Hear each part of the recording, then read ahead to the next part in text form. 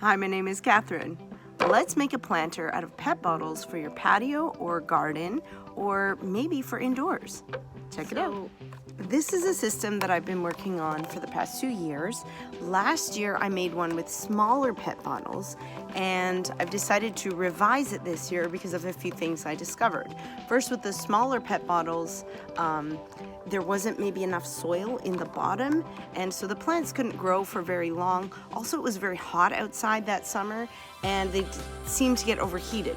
So I'm gonna try it this year with larger PET bottles. This is kind of the 1.5 liters to 2 liters, and I'm gonna quickly go over how I did it. So as you can see, each PET bottle has a cutout in the front, and these are actually gonna go this way, and the soil or solution that's planted, things are planted in, go on the bottom, and then they can grow out the front. Now, how did I get them attached like this? Well, again, in my last video, I broke it down a little in more detail, but I'll quickly show you here. Now, I can unscrew this, and what I've done is I've actually made a hole in the bottom, and how I did that was I got a copper pipe and I just heated it up on my gas stove, and then I pushed it through. And that made these lovely holes, pretty much the exact size of the screw-in lid.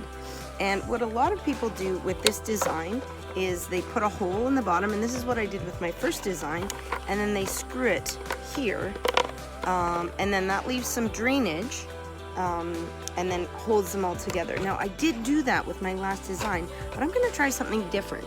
I've got this sort of gardening rod that people use for maybe tomatoes climb up or something like that, or to support a plant, and I'm going to thread it all the way through. Now you see there's a gap here, so I'm gonna need to put something there. Now again, in my last design I used old kitchen sponges to just close that gap so the soil doesn't fall on top of all the next plants, but this year I thought I would try this palm mat that I found just from a dollar store. You can get a big palm mat that normally would line maybe a hanging pot.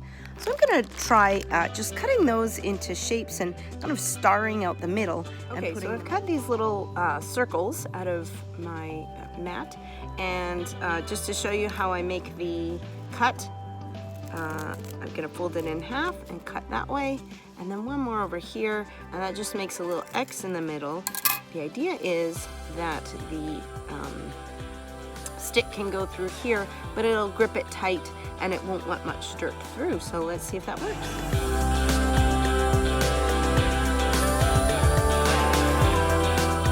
And there we go.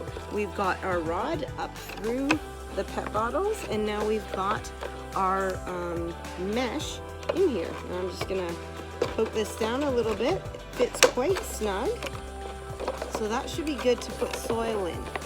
Now for the top one, I've actually made it quite a lot smaller, and I have a bit of a different plan that I'm gonna try for that, just to test something a little different. Let's see how it all goes when I get it all together. Well, here it is, and I've installed it right next to my window. So you can see the soil's in, and there we've got our filter, and it should drain down, and I've put a kind of pot or container at the bottom so it would drain into that. Alright, so this is the indoor one, and as you can see, I want to try something different, so I thought I'd try in the top two the hydro balls, and I'm still doing soil in the bottom three just for comparison to see the difference between growing things outside and inside. And this window gets the morning sunshine, so we'll see how that compares. And you can see my old green wall back there. Last year, we're still using it for comparison, but I'm hoping this one will be better. So let's see how it goes inside versus outside, and I'll let you know. Building your own green wall, or just trying to reuse materials for gardening, I'd love to hear from you. Let me know what you did and how it worked for you. Let's collaborate.